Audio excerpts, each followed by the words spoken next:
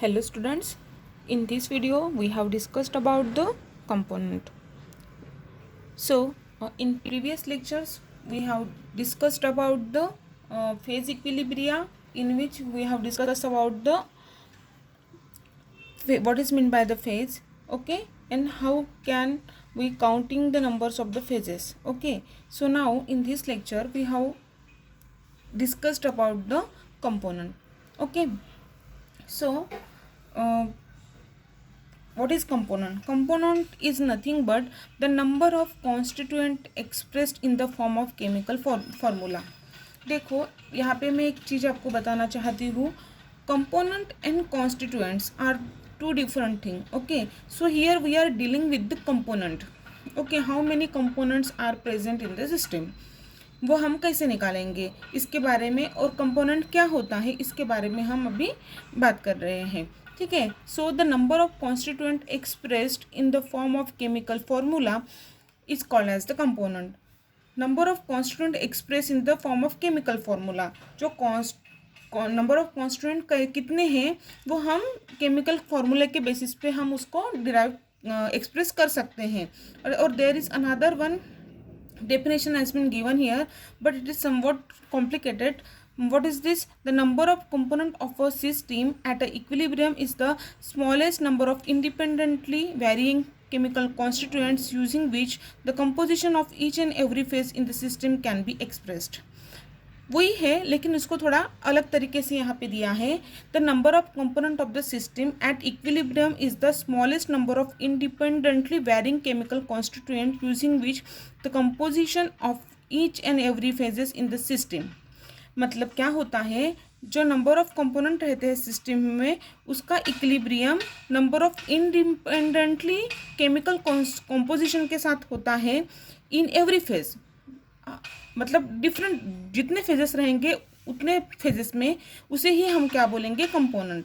It should be noted that the term constituent is different from the component. मैंने पहले ही बताया था कि component is another thing and constituent is also another thing. Okay, when the no reaction is taking place in the system, the number of component is the same. मतलब जब कोई भी system में यदि कोई भी रिएक्शन नहीं हो रही है तो number of component of the system is same रहेगा. ठीक है. फॉर एग्जांपल देखो, pure water is one component of the system because all the different phases can be expressed in term of the single constant of the water.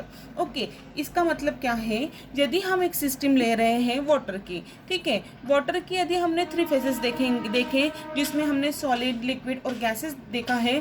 ठीक है. तो solid बोलेंगे तो हम आइस का, ice is example of the solid, liquid is that is water and water vapour is the gaseous phase. Okay, when these 3 phases are